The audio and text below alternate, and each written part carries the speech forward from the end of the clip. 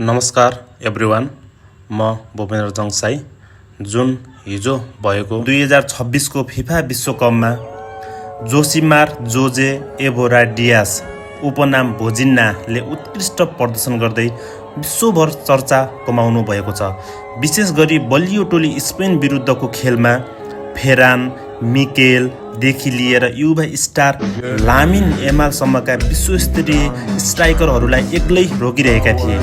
उनले एकपछि एक गर्दै 7 वटा उत्कृष्ट सेभ गरेर स्पेनका हरेक प्रहारहरूलाई असफल तुल्याइदिए र खेललाई 0 को बराबरीमा सकाउँदै आफ्नो देशलाई ऐतिहासिक अङ्क दिलाए र उनी प्लेयर अफ द म्याच पनि भएका थिए। भोजिन्नाले आफ्नो फुटबल यात्रा स्थानीय क्लबहरूबाट सुरु गर्नुभएको हो।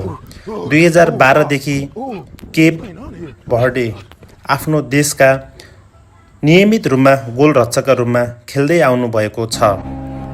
40 वर्षको उमेरमा वर्ल्ड कप डेब्यू उनले फिफा विश्व कपको स्टेजमा पाइला टेक्नका लागि जीवनका 40 वसन्त पर्खिनु पर्यो।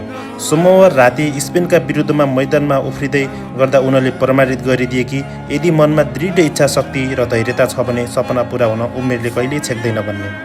र उनी इजिप्टका एसाम एल हादारी 45 वर्षपछि विश्वकपमा डेब्यू गर्ने विश्वको दोस्रो सबैभन्दा जेठो खेलाडी बनेका छन् र उनको इन्स्टाग्राममा 45K फलोअर्स रहेको थियो र 6 घण्टाभित्र 4.3 मिलियन्स भन्दा धेरै सब्सक्राइबर रहेका छन्।